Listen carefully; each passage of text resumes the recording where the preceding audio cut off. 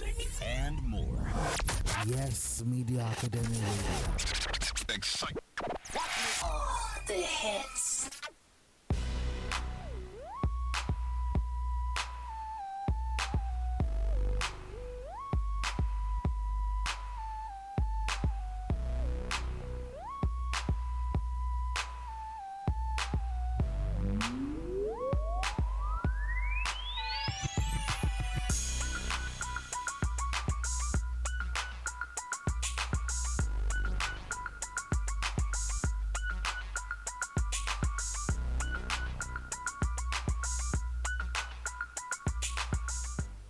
From the studios of Yes Ma Radio, the First Media Academy Radio, it's a pleasure to be back once again, and I say good morning to you on behalf of the Group Managing Director, Management and Staff of Yemi Sonde Media House and Yes Ma Radio, the First Media Academy Radio.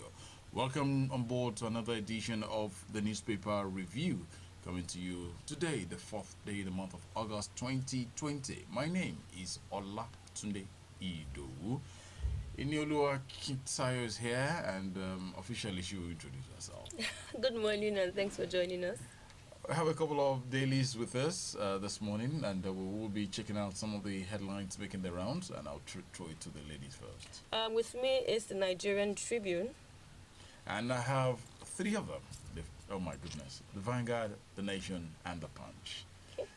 What are the headlines saying? Let me kick off from the front page of the Punch newspaper. Ponde, others spent 5 billion naira as medical allowances. That's credited to a Senate report. If you're interested in that story, we'll bring it to you though. Let's check it out. COVID-19 update. NCDC confirms 288 new cases. Total rises to 44,129. Ondo poll.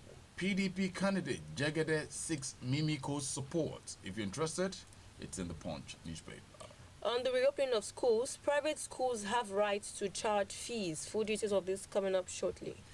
And going straight to other business stories here. Nigeria's oil project threatened as IOCs suffer $27.8 billion loss. Similarly, Nigeria's debt stock rises to 30 trillion naira. NDDC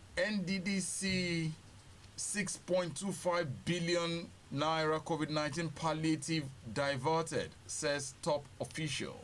And lastly with me, attack on Zulum shows we are all vulnerable. This is credited to the governors of the Federation. And still staying with the Nation newspaper, APC to PDP account for failed $460 million Abuja CCTV project and also $2.2 billion China loan. All this and much more, we'll bring them to you right after we take this commercial break. Stay with us and good morning.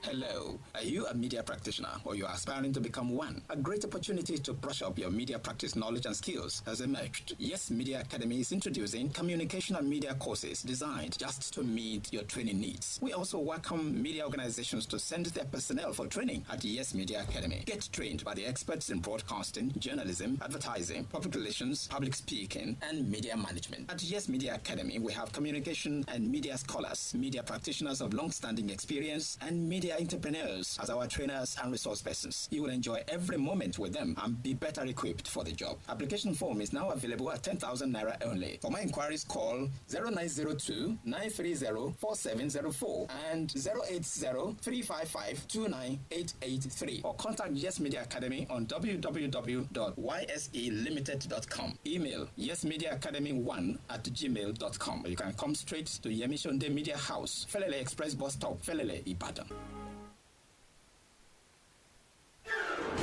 Now that the embargo has been lifted on the local flight across Nigeria, travelers can enjoy seamless flight arrangements with You Fit Fly as a result of our partnership with domestic airlines across different destinations for our clients to enjoy a pocket-friendly fares or affordable prices. Join the wise today and enjoy prompt services in and out of Lagos, Port Harcourt, Abuja, Kano, and Owerri. Pending the time the Aviation Authority will open more airports. Visit You Fit Fly office for your local flight ticket at Block 8 Plot 15, Oluyole Main Estate, Ring Road, Ibadan, or better still call 080-600-64946 or 070-390-48519. With You Fit Fly, your local flight is made easy. You Fit Fly says, stay safe. All the hits. One station.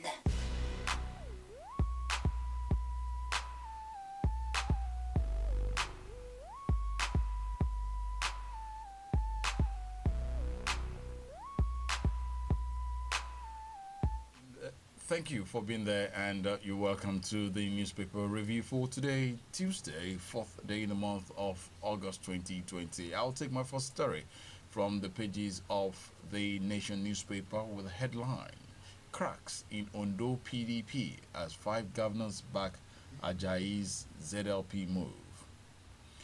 There were indications on Monday that cracks had developed in the Ondo State chapter of the People's Democratic Party (PDP).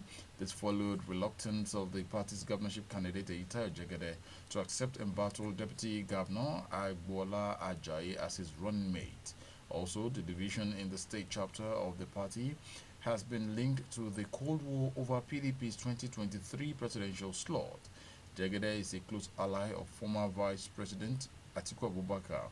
He won the primaries despite the support Ajayi got from the PDP governors. The 5 governors had attempted to use the primaries to stop Jegede from becoming the party's candidate. Following the failure of the deputy governor at the primaries, the 5 PDP governors were set to be pushing Ajayi to run on the platform of Zenith Labour Party (ZLP). It was gathered that their plot is to split PDP's vote and stop Atiku from producing a governor in the southwest to use as a springboard for 2023 presidential race.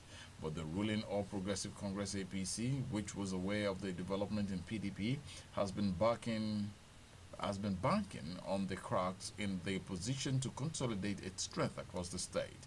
The support of President Muhammadu Buhari and Asiwaju Bola Tinubu added more bites to the campaign of Governor Rotimi Akeredolu. Worried by the new political mileage of APC in the state, it was learned that some forces in the PDP have begun to prevail on Jegede to retain Ajayi as his running mate instead of allowing him to defect to ZLP, which can affect the electoral fortunes of the state's opposition party. Jegede's camp was said to be weary of Ajayi, who controlled 9 members of the Ondo State House of Assembly. According to sources, Jegede's strategies fear that Ajayi could become rebellious and impeach the governor if the PDP wins in Ondo State. It's a lengthy story with the headline Cracks in Ondo PDP as 5 governors back Ajayi's ZLP move. You can check it out from the Nation newspaper. My first story here reads: COVID-19, NCDC confirms 288 new cases, total rises to 44,129. The Nigeria Center for Disease Control (NCDC) has confirmed 288 new cases of COVID-19 in the country, bringing the total number of COVID-19 infection to 44,129. The NCDC made this known via its verified Twitter handle on Monday. The tweet reads, and I quote, "On the 3rd of August 2020, 288 new confirmed cases and 8 deaths were recorded in Nigeria. Till date, 44,129 cases have been confirmed, 20,663 cases have been discharged, and 896 deaths have been recorded in 36 states and the Federal Capital Territory. The 288 new cases are reported from 15 states: Lagos 88, Kwara 33, Osun 27, FCT 25, Enugu 25, Abia 20, Kaduna 17, Plateau 13, Rivers 13, Delta 10, Gombe 8, Ogun 4, Oyo 3, Katsina 1, and Bauchi 1. COVID-19 update: NCDC confirms 288 new cases, total rises to 44,129. Very scary. I'm taking my next story from the Vanguard newspaper, and it has to do with the NDDC contracts and names being named. NDDC contract: Ibori Kalu Uduaga confronts Akpabio. The writers there says, "Akpabio, calm down. I took no contract from NDDC." That's credited to Ibori. His allegations force. That's credited to Uduaga. Issues at stake in NDDC about missing funds, not jobs done. That's credited to Kalu.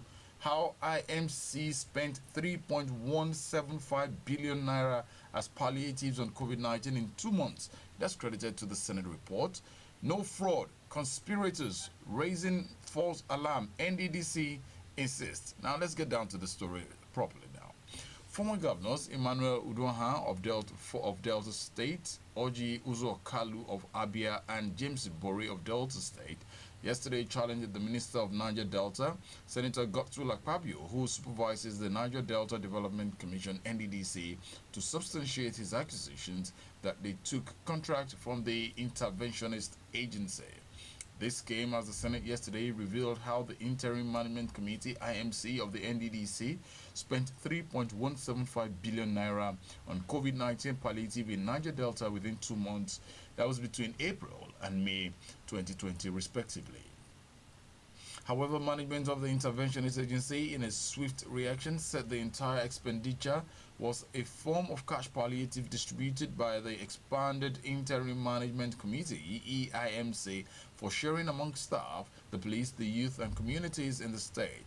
It also declared that there was no fraud in the agency, saying some conspirators were just bent on blowing the whistle to heat up the polity. It's a very lengthy story. You have the reaction of the former governors of Delta and Abia State speaking on this issue. And you can pick up the story from the Vanguard newspaper with the headline, NDDC contract Ibori Kalu Uduaha confront Akpabio. The Minister of State for Education, Mr. Chukwuemeka Onwadriba, says that private school owners are entitled to charge fees for the third term as schools start resuming for exit classes. Onwadriba said this at the media briefing of the Presidential Task Force on the coronavirus pandemic on Monday in Abuja. He was reacting to a question on if it was proper for private schools to charge third-term fees since the period the exiting students would spend in school was short. The minister said that private school owners were running a business venture and not a charity organization. He added that for public institutions, we can't tell you that we charge school fees, as most of our schools are free. Public schools are free and vary from state to state. You can get a copy of the Nigerian Tribune to read the full details of the story. Reopening, private schools have right to charge fees. And staying with the Nation newspaper, APC to PDP account for failed $460 million Abuja CCTV project and 2 billion naira Chinese loan. The ruling All Progressive Congress APC has asked the opposition People's Democratic Party PDP to account for the failed $460 million Abuja closed-circuit television CCTV project the then ruling party awarded in August of 2010. It listed some of the opposition's economic misdeeds while it was in power between 1999 and 2015. In a statement yesterday in Abuja by its Deputy National Publicity Secretary, Yekini Nabena, the APC described Atiku's comment as unresearched, unintelligent, and pedestrian. The ruling party recalled that Transportation Minister Rotimi Amici had explained that the guarantee clause in the loan deals is the global standard irrespective of the country granting the loans. The statement said perhaps Atiku and the PDP could redirect their energies to explaining to Nigerians the status of the failed $460 million Abuja closed-circuit television CCTV awarded in August 2020 by the immediate past PDP administration. Also, they should explain the over $2 billion China loan the PDP administration took between 2010 and 2013 alone. $16 billion spent on power with no electricity, fuel subsidy rackets, counter-insurgency funds that were diverted and shared to political cronies, among other shocking heists. APC to PDP account for failed $460 million Abuja CCTV project and $2 billion China loan. Oh boy. It's about time for us to leave. I know we still have a whole lot of stories for you, but time is not on our side at this point in time. And obviously, Yuburu is telling us to get out of here. 10 o'clock will be time to join Shola Igbajeje on Ere Daraya. Yes, want to say a big thank you to you for being a part of us. Today, we'll be back again tomorrow on another edition of the program, the newspaper review. On behalf of Abiodun Afolabi, Rashida Adejumo, my name is Olatunde Ido. I am Inioluwa Akintayo. Have a beautiful Tuesday. Get the vibes and get